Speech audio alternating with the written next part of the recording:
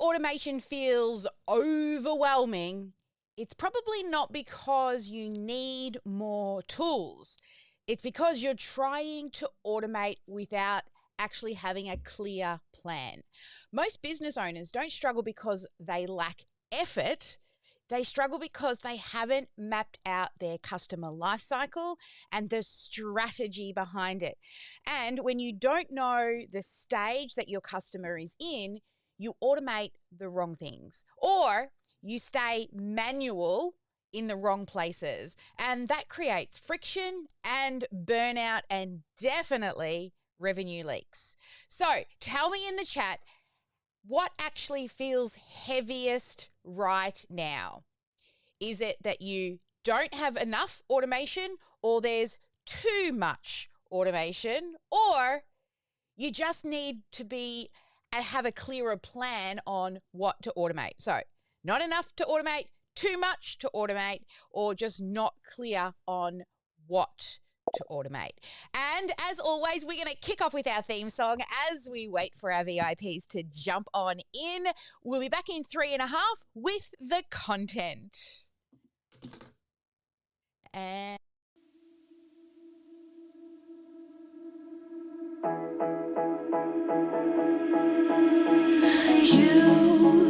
you've been hiding in the shadows way too long. You always thought that you were weak, but babe, you're wrong. Yeah, you better step into the light, just give it a try. Think that it's time you let that spark out. You've been hiding in the shadows way too long. And who cares if you might mess it up? You're stronger than the others think. And who cares if you might mess it up? Go ahead and shine, darling. Go ahead and shine, my dear. 'Cause who cares if you might mess it up? Just shine. You shouldn't doubt yourself, 'cause you're a work of art. You should know that you are perfect with those flaws. Yeah, you better step into the light, just give it a try. Know that it's time you let that spark out. You've been hiding in the shadows way too long. And who cares if you might mess it up? You're stronger than the others think. And who cares if you might mess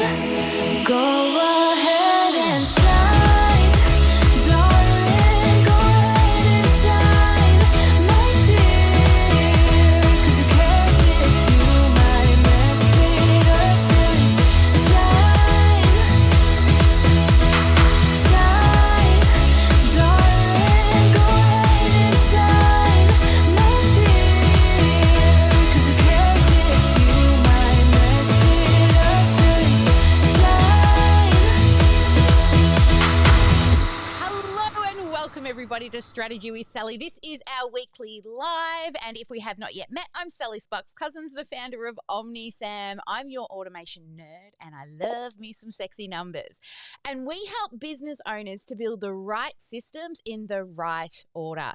Now, today we're going to be walking through my 7 stages of the customer's life cycle. And for each stage, we're answering 2 very simple questions. What should be automated and what must stay human? So you've got, you're going to work through this now. If you don't already know the 7 stages of the customer's life cycle, get a pen and paper out because we're going to go through it. But for each of the stages, you're going to reflect on what could be automated, what is currently fully manual, and what must stay human. And then where friction is showing up for you. This isn't about fixing everything today. It's about getting clearer on a strategy that you can slowly implement over time. Are you ready? Yes? Awesome. All right. Now, most business owners think in tactics. So they'll think like, I need more leads, or I need better follow-ups, or I need more sales. Does that sound familiar? But they don't think of the life cycle stages. So they can automate lead generation, but then they forget induction. They nurture endlessly, but they never convert. They close clients, but the onboarding might be messy. Or they deliver really well, but then they never upsell. And then they finish. And then they never ask for a review or a referral. Now, automation doesn't fail. Misalignment does. So does this resonate with you? Some of those steps you're like, yep, I do that. I am getting leads, but I'm forgetting for the indoctrination. I've maybe got a long-term nurture, but I am not actually converting. So the question isn't what should I automate? The real question is, at this stage, what protects consistency and what protects trust? Automation actually protects that consistency, right? And the human element, where only a human can do, that protects trust. So people can get to know you. We're in a bit of a trust drought at the moment, would you agree? Because who's getting phone calls now from AIs? I got one the other day and it sounded like they were in a call center, but it was 100% an AI. Now, we are currently building out or revamping our AI. We're being totally honest with it. I can tell you now. My AI is going to be real quirky. It's going to say, hey, I'm Dr. Sparkle. I'm an AI. I'm still learning. I make mistakes, but a human's a click away, right? I'm going to be very transparent that it's an AI. But there are parts of that customer's journey that will still need a human. And literally every single stage will actually need both automation and human as well. So let's start with stage 1, lead generation. So lead generation is about attracting clients or prospects, right? You are trying to get their attention onto what it is that you sell. Because, well, you can't sell a secret. You may have the best product out there in the world, but if we're not marketing, if we're not putting it in front of people, people aren't going to know about it. Now, when this stage is strong, growth feels really steady. You hear me say, and Ash loves it as well, every day be marketing, right? She's not here for the do's at the moment. She's making phone calls herself. She's doing the human part at the moment. That's what she does on a Tuesday morning. But when lead generation is weak, everything feels harder.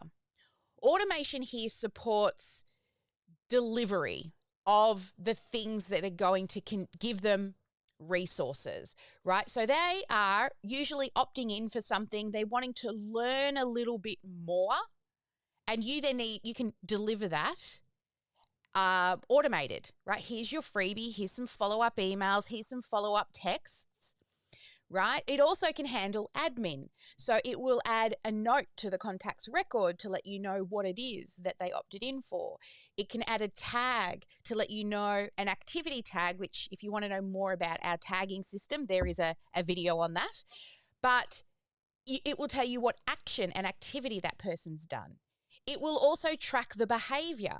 So every time a lead clicks on the email or clicks to open that free resource, we can give it a score so we can see how engaged that brand new lead is. Also, it will capture the lead itself when they fill in the information. But your voice, your positioning, and your authority, that must stay human. So I want you to write this down. What in this stage could be automated? So have a think about that. What in lead generation could be automated? So we're going to do a bit of GSD today. You want to do that? Yep. All right. So I'm going to give you 2 minutes to think what can be automated in lead generation.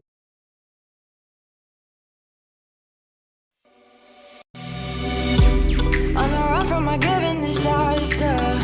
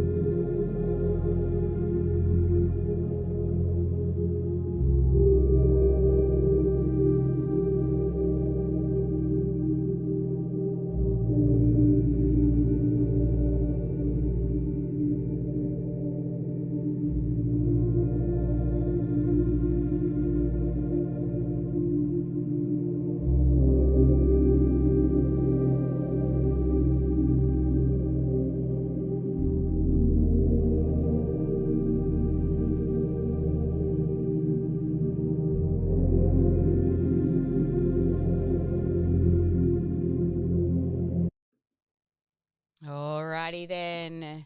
So there we go. We've got a couple of minutes for that. We've got a few of these coming today. So if you're listening to this on replay, I recommend you get yourself a pen and paper and don't waste this opportunity. All right. Next question for lead generation is, where are you finding that you're still fully manual in the lead generation part? So here we go. And the second part to this question is, where are you repeating yourself? So where are things that you're finding you're doing it over and over again and you're asking yourself, can this be automated? So for me, for example, I have a rule of 3. If I've done something 3 times, I will ask myself, can this be automated? Now, the cool thing is, if you're with us and you're in your community, you just ask and we go yes or no. So I want you to have a think about that in regards to lead generation. What is still fully manual? So are you sending emails out to deliver your freebie? Are you currently following up manually, right? And if so, what parts of that are you constantly doing on repeat? And where are you sending things, or how are you sending things to people? Are you doing it individually or are you automating that? All right, so again, let's do a 2-minute GSD. What is currently fully manual? Where are you repeating yourself? And let's hit that button. Where is it gone? Here it is. This is your brain when you're struggling to focus. And this is your brain when you're in the zone. But getting in the zone and staying there, that feels more like luck than something you can control. So that's why we made Brain FM. It's like a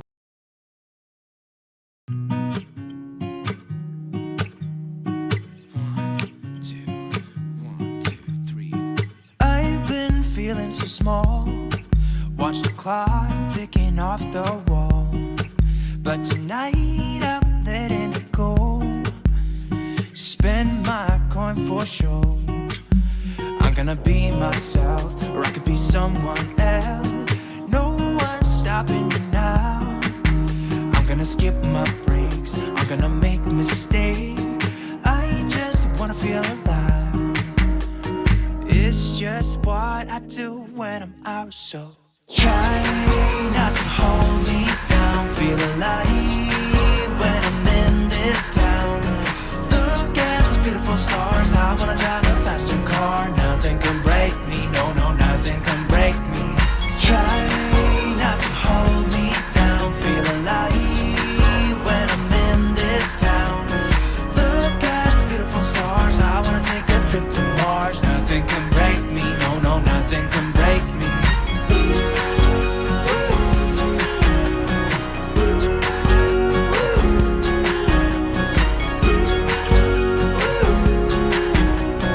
Look at the beautiful stars. I wanna drive a faster car. Lay my troubles to rest. Blow the smoke through my cigarette. City lights looking fine, and I know this is my time now. I'm gonna be myself. Alrighty then. No one's stopping me now. Alrighty then. So the final part for lead generation is what must stay human. Okay. So I'll tell you, when it comes to lead generation, what must stay human is you picking up the phone, baby. That's it. Right now, if somebody's opted in and they've given you their phone number, you should be calling them within 24 hours. That's one of our ATC rules, our attempt to contact rules. When that lead first becomes part of your CRM, they're added into OmniSAM. Within 24 hours, you must try to call them and just check how they went with the resource. This isn't to sell. It's to build trust. It's to stay front of mind, tip of tongue. So what I want you to do now is look at your list. Where are some friction points in that checklist that you're like, yes, that needs to be done, right?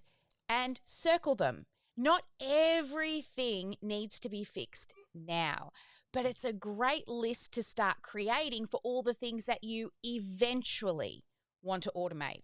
I always try to automate the front end first because delivery is more of that human connection, and sales also, and we'll get to those.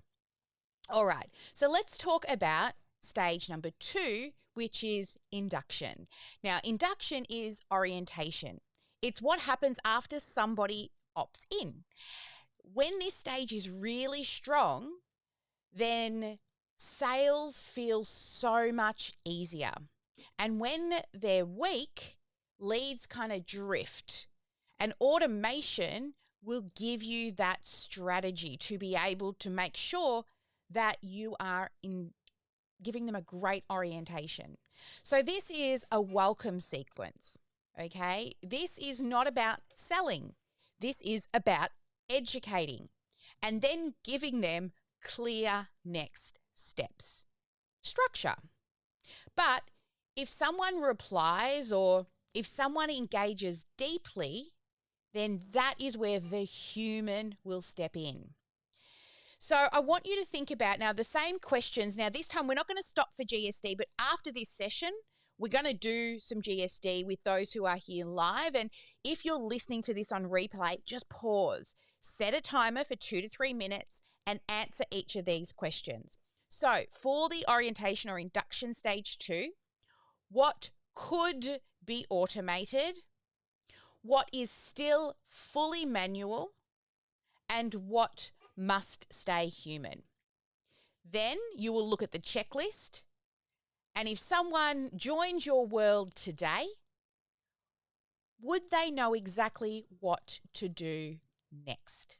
All right, so I'll give you a second just to write those 3 questions down because we're going to do these for each of the stages. What could be automated? What is still fully manual? And what must stay human? Then you will look at the checklist and you're going to work out which things you can start to add to your to-do list to be able to get those things automated. All right.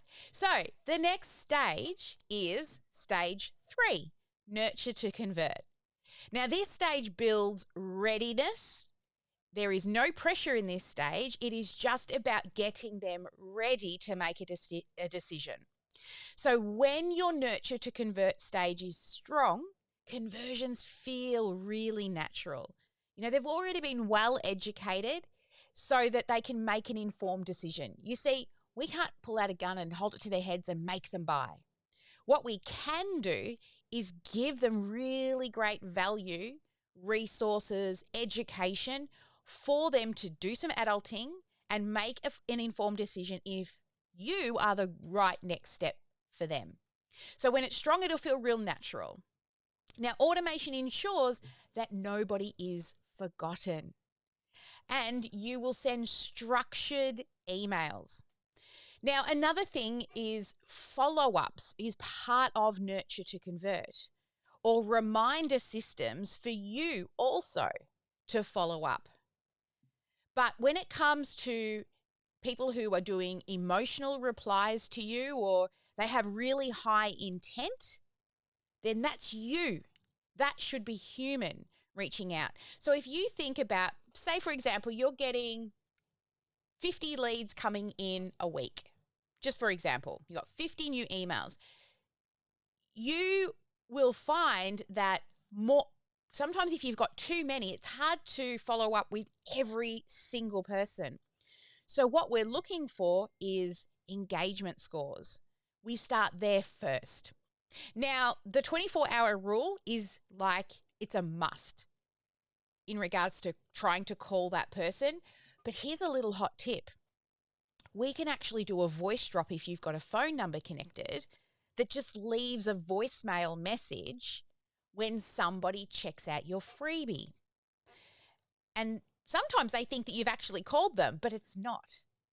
It's just a voice drop, right? And then they're calling you back usually. And now rather than you doing a cold call, you're actually answering them. It's so much better than cold calling people. When you've driven them into the funnel, they've got a voice drop, they try to call you back, you pick up. Now, if you miss that pick up because it was automated and you weren't right next to your phone, then it sends a missed call text back. And it says, oh, so sorry, I just missed your call. What can I help you with? Then we automate that missed call text back and it sends a text message or an internal notification inside of OmniSAM to let you know somebody has called you. It has a link direct to their phone number so that you can just click it and call them. You don't have to go searching. And it also has a link to their contact record. So if you want to go and look at notes, you just click on that little link in the missed call text back automation. Now, of course, you've got to have a phone number attached to your OmniSAM account, but that's totally possible as well. So these are some examples of things that you can automate and must stay human in stage 3, nurture to convert. So again, you're going to answer those questions that we had before. What could be automated? What is still fully manual? And what must stay human? Then, again, in this stage, you're going to check for some friction signals. Is your nurture intentional Or is it just accidental? Like you've just put things out there just to send an email? Sure, maybe when you first set up your weekly nurtures, they are very general. But the more you learn, you can jump back in and tweak them. If you've written a blog post, send them from the email to the blog post. If you've got a video, send them from the email to the video. What is that doing? It's giving you more engagement scores. Every time they click on that link in that email, they get another point. And it shows you the people who are most interested, so that when you're looking at your ATCs, your attempts to contact or your follow-ups, you can make an educated decision on who is the one that I'm actually going to do that human connection with. Is there going to be somebody who's got 2 for their engagement score, or somebody who's got 42 for their engagement score? Big difference, right? So then you're intentionally knowing where the human should be and also allowing the automation to take care of the rest. All right, so that is stage 3, nurture to convert. So let's move into stage 4, sales. Sales is decision support. It is not persuading people or forcing them. It's support. Automation should protect the strategy and the consistency, such as booking links, reminders, proposals, follow-ups, but trust and that individual diagnosis of their problems and the objection handling, that cannot be automated. So in your service-based business, you must help to diagnose the problem. So you may have a service that helps in lots of different areas, but what are the words that individual person is using? That's how we then help to diagnose the problem. So for example, if somebody came into OmniSAM, they may have a lead generation problem, or they may have a problem with engagement in a growing community. Very different, right? Now we can do both of those to help you, very different things. But it's also, you've got to listen. That's why you've got 2 ears and 1 mouth. When you hear what they're saying, you will be able to position your offer to what it is that they're struggling with. Providing, of course, you can deliver on that promise, right? So again, things like trust, diagnosis, and objection handling, that cannot be automated in your business. All right, so again, you're going to come back to this and you're going to write down, or pause if you're on the replay, where could automation reduce the friction between the decision point and that sale? And then where are you reinventing the wheel in your sales? And what must absolutely stay human? Now, again, once you've written your checklist, I want you to have a look at the sales structure, and does it feel actually structured, or does it feel really draining? So I'll give you a little example of what happens during our sales process. For example, somebody gets a sales call. Human has to turn up to that sales call. Then they say not yet, or they need to think about it. So what do? We mark the appointment complete. The human needs to do that. And then you can trigger a follow-up email or trigger booking an appointment. And then the appointment reminders go out and follow-ups go out. Right? We also manually will do a recap email to them about everything we've discussed and the solution that we have presented them, which is your offer. And then we give them more resources.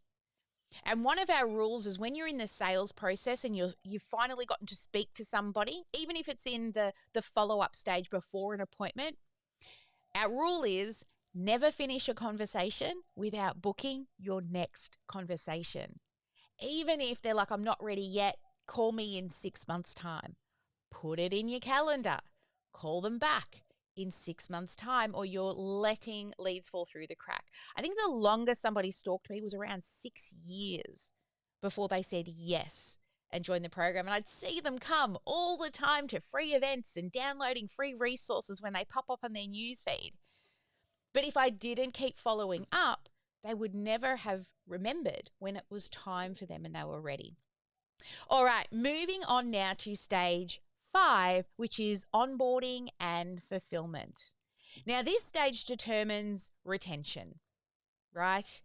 So you don't get buyer's remorse. Now, when your fulfillment and onboarding is strong, the client feels really confident in the work that you've done and that you are going to be able to deliver on the promise that you've given. But when it's weak, you will feel really burnt out. So automation actually reduces a lot of repetition, such as sending out contracts, sending invoices. If people are not logging into their course, we need to follow up with them. I mean, we know industry standard for somebody completing a course is only 10%. So what did we do to improve that? We've got some automated follow-ups, and we've also got some manual touch points in there as well.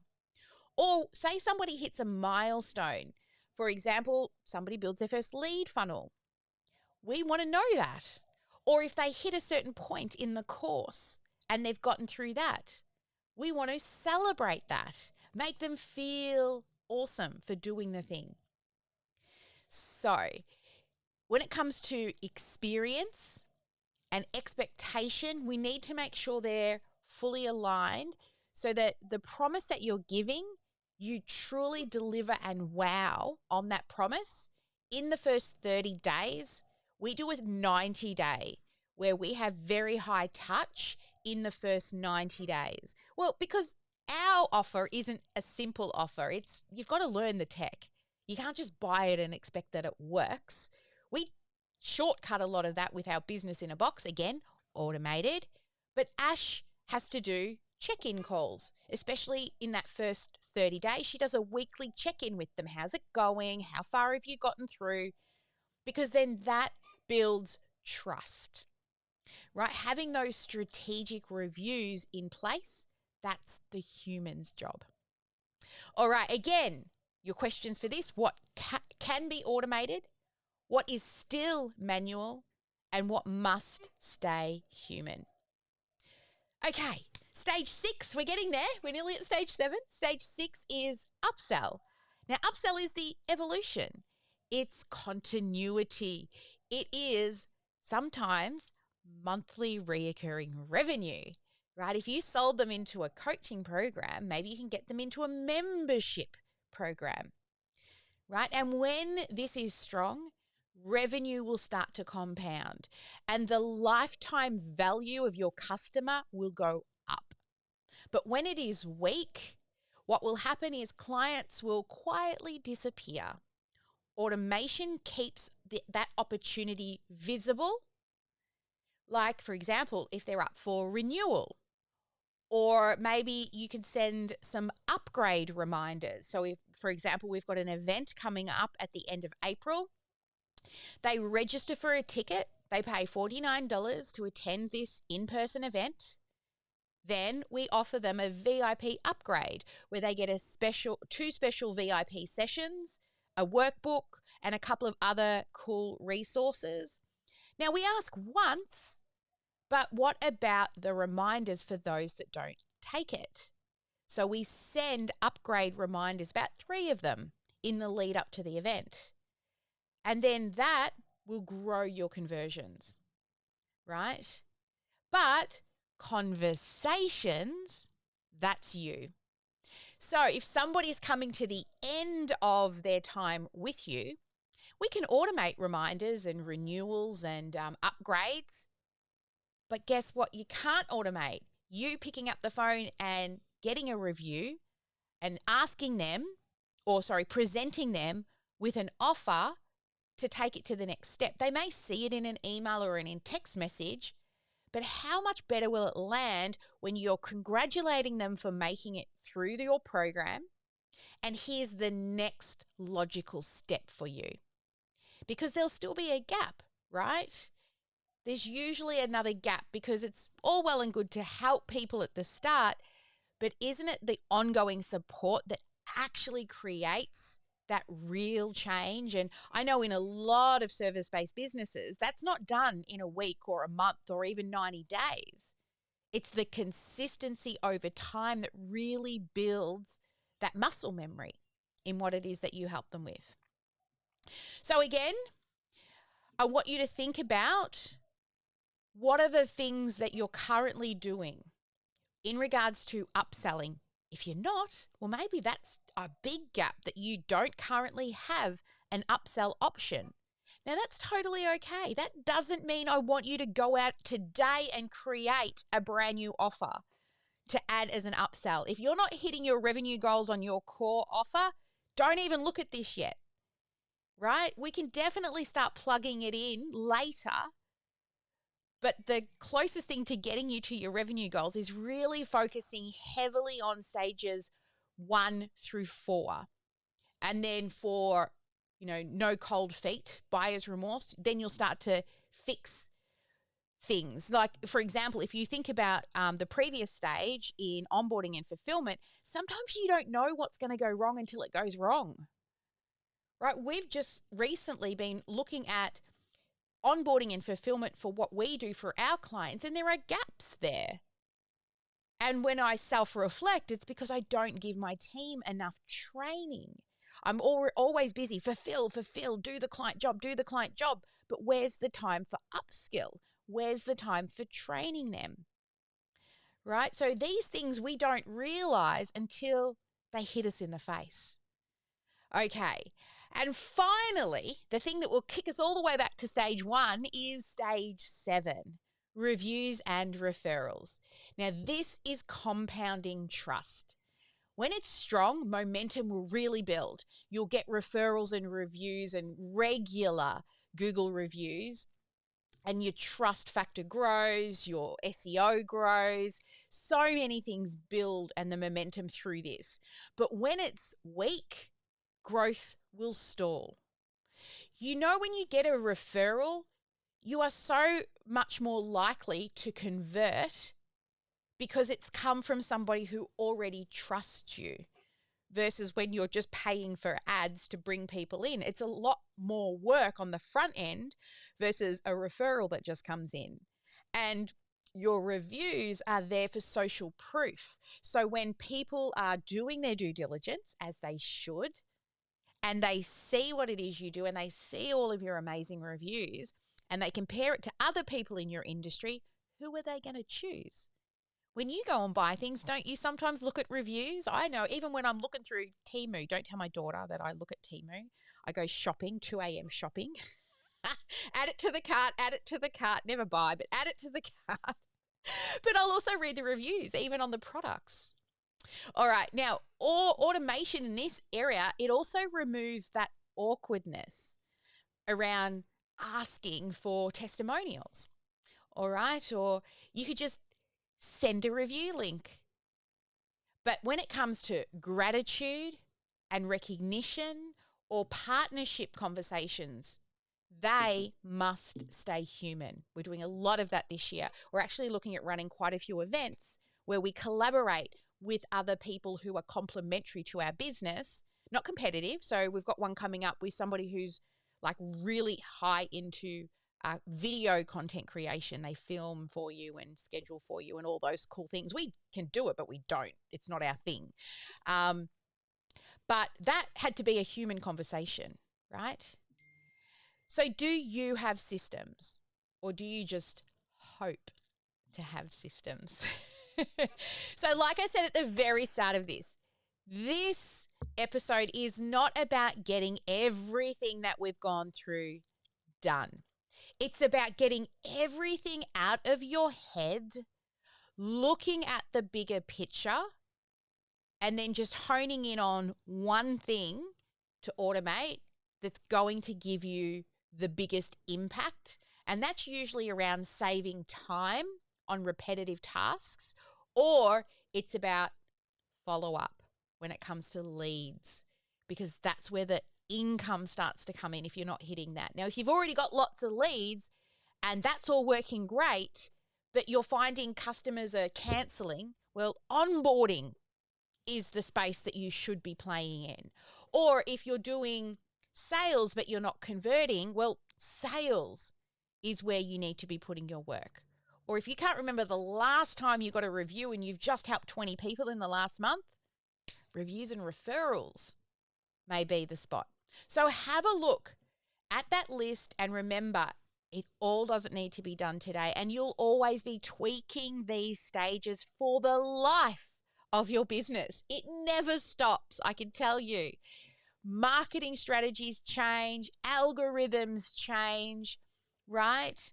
We're always going to be improving, but one day you'll hire people that will help you do it yourself, right? If you've already got staff, they may already be looking at this for you. Now, in regards to automating without actually mapping out your customer's life cycle, you'll be just automating things in the wrong order, or just stuff that doesn't need to be done yet. Things I wouldn't skip are induction either, and upsell, because that's a revenue thing. But I wouldn't try to automate sales, because that's a conversation. Now, you could sell low ticket offers without having a sales conversation, but geez, you're going to need to sell a lot to make decent money. I mean, I remember when I used to sell chocolate molds, right? I'd sell 50 chocolate molds in a day and I'd make like $100. It's like, it's not a lot of money for a day's work. So you would need to make sure that you are also, you've got a high ticket offer or something that is helping you reach your income goals as well. And I can tell you, you do not need more tech, right? You keep thinking, I need to automate this, I need to go and get this other thing and this other thing. You don't. You need a strategy and aligning everything to those 7 stages of the customer's life cycle. So your GSD is choose one stage, not 7, just one. And what is the one improvement that would create the biggest impact? And I want you to write that down. Have a look at it. Don't waste this time that you've had me sitting in your ear. Don't waste this time and then take the information and do nothing with it. I'm all about GSD, getting that shit done. And I want you to write it down. Because when you focus in on one solid area, and I always say, choose one thing a month to improve in your business. You can't improve all 7 stages.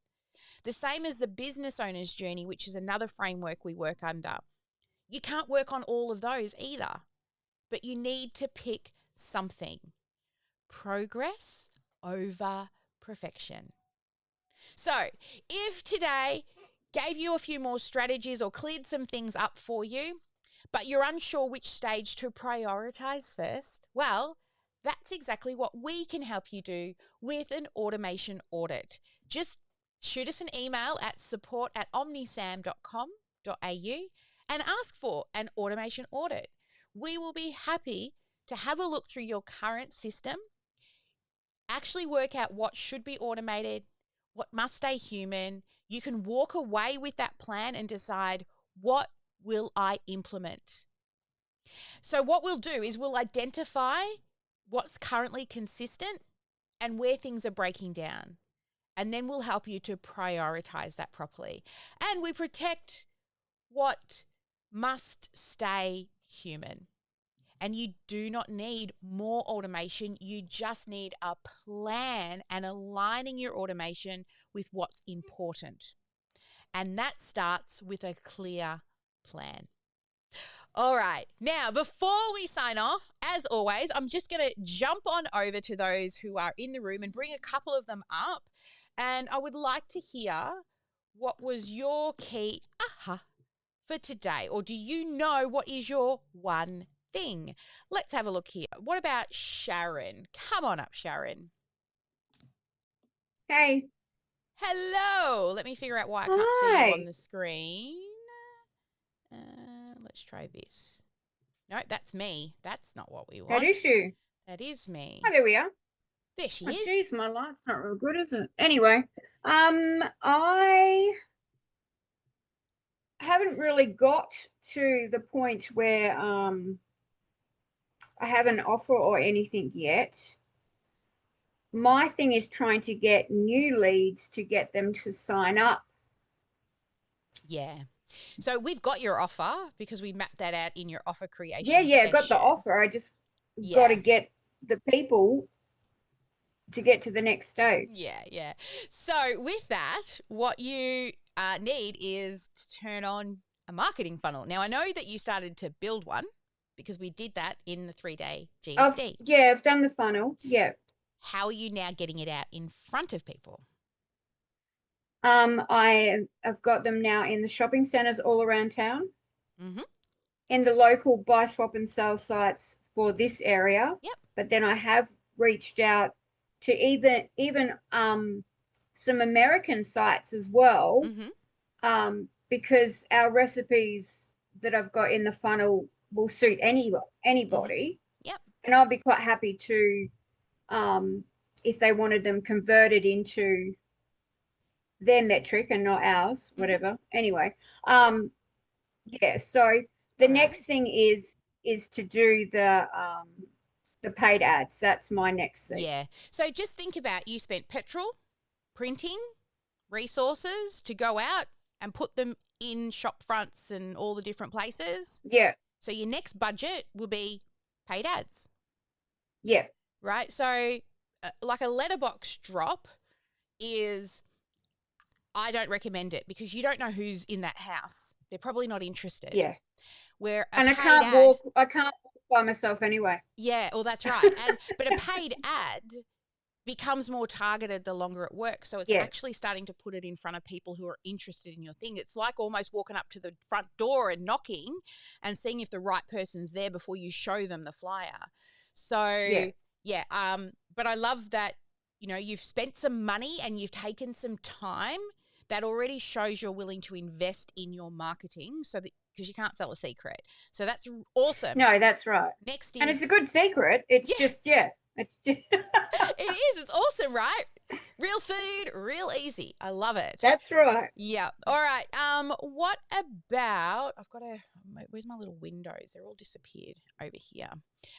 What about Deborah? What was a key takeaway for you today? It's lovely to go over the whole 7 stages again and just reinforce that knowledge. And I'm obviously still in lead generation. I'm still in stage 1. I've got the ad ready to go. I haven't started it yet, but that's coming this week, I think. I'm so excited. Sexy numbers coming soon. I finished my 12 chapter, my 12 lessons. Yay. I dropped that in yesterday. That's just the framework. That's not the full written out lessons, but it's pretty thorough, I think. I've worked on it hard. And I just have, actually, may I ask a question regarding stage 1 and stage 2? 100%. Go for it. Okay. So stage 1, attracting the clients, that's where we advertise, where we have a lead magnet or whatever. So when it comes to responding, if somebody has responded to the lead magnet and clicked on it and that, does that now fall instantly into stage 2, or is that still in stage 1 when we send them out? Yeah, no, that would move into stage 2, which is educating them about what you do. Inside the automation, you'll see that they drop into the new leads section in the pipeline. Okay. Then if somebody replies to that email, it'll automatically move them into lead responding. So you know that's somebody who is engaging with you.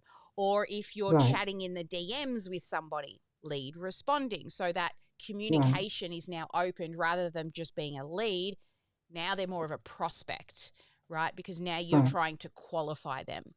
Right. If you want more clarity around that kind of follow-up and pipeline management inside of the Business in a Box, it's good to go back and rewatch the opportunities and pipeline section, because that actually shows you 3 different pipelines that I've used over the years, and you just choose the best way that you like to follow up with them. Great. And then, Thanks. so we automate the first 5 emails that are education about you. Yeah. But if they start Yeah. talking, you need to remember to, if you've got a number, pick Call it up. them. Yeah, call them, right? Yeah. Because Hmm. so much money I see left on the table when people don't make those phone calls. Like every Sure. Tuesday morning when I'm doing strategy with Sally, Ash is doing phone calls. It's just the Yeah. thing we do every week, right? I'm here every single Tuesday. Ash is on the phone every Tuesday morning calling people, right? So Yeah. starting to schedule your time like that, it's like when you work for an employer, right? There are certain days of the month you go to a team meeting. There are certain days of the month that they might come and assess you, or the same with running your own business. You need, like I always say, if it's not in the calendar, it doesn't exist. So even Ash Yeah. puts in her follow-up phone calls in the mornings, right? On Yeah. a Tuesday. It's Sure. blocked out. No one can interrupt her during those times. But yes, good questions, really good questions. Jenny Williams. Hello, how are you? I've got to find, Hello. where is she hiding? She's over here. Hey. My buttons aren't working Uh, today. Here she is. I don't have a lot to say because unfortunately I've only just arrived. Oh, that's okay. And I know Emma's probably missed the whole busy with talk. kids. No, all good, Jenny. Look, going back through and looking at these 7 stages of the customer's life cycle, it's one of those RIM things: repetition, immersion, model, approve, and practice. If you're not sure what to work on, go back to the 7 stages of the customer's life cycle and ask yourself, where's the gap? Where's the biggest bottleneck? And then with the business owner's journey, so the different areas you've got to go through, those 7 phases of see it, design it, build it, fill it, sell it, deliver it, and scale it. Each of those areas need attention depending on what stage of business you're in. So these are the models, like my IP. These are the things that I've put together through many years of coaching and experts and learning that I find work best, and we deliver that to you to help you with a recipe, right? There are lots of recipes out there for running a business, and this is the recipe we help you with, right? You've heard the story I share about having you go to the cupboard and there's this recipe book for the best chocolate cake in the world. And then you're like, okay, so I've got to crack the eggs and sift the flour and whatever it is. I mean, I'm sure Sharon can tell us how to make a really awesome chocolate cake. But then you go back to the cupboard and you find another book that says it's the best chocolate cake, but they say that you've got to preheat the oven first and you've got to use not cocoa, but melted chocolate. The recipe's different, but the end result is similar. You've got a chocolate cake at the end. The same when it comes to your business model and your strategy. Lots of people can give you a strategy, but you've got to follow it through to the end. Be one of those 10% that make it to the end. And then constantly review and improve, or measure and optimize, as we say around the town here. All right, my beautiful humans, we've hit the top of the hour. I'm going to go dark and spend the next AMA session with everybody, any of our clients that are out on the live stream. Yep, lots of eyeballs out there. Come on in now. We're about to do AMA. Ask me anything around strategy or what you're currently working on if you need clarity on what to do next. But for everybody who's listening to this, either on the podcast or on the live stream videos, thanks so much for joining us and making it to the end. You must like us or something. So as always, never let anyone dull your sparkle. Make sure you get one income producing activity done every day. And of course, every day be marketing. No, there's no Ash. So what about the people in the room? Hang on. I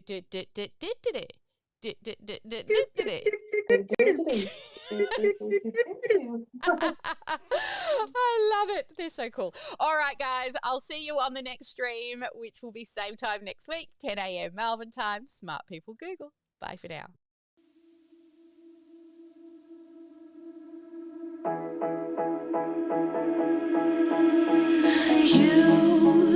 You've been hiding in the shadows way too long. You always thought that you were weak, but babe, you're wrong. Yeah, you better step into the light, just give it a try. Think that it's time you let that spark out. You've been hiding in the shadows way too long. And who cares if you might mess it up? You're stronger than the others think. And who cares if you might mess it up? Go ahead and shine, darling. Go ahead and shine, my dear. 'Cause who cares if you might mess it up? Just shine. You shouldn't doubt yourself, 'cause you're worth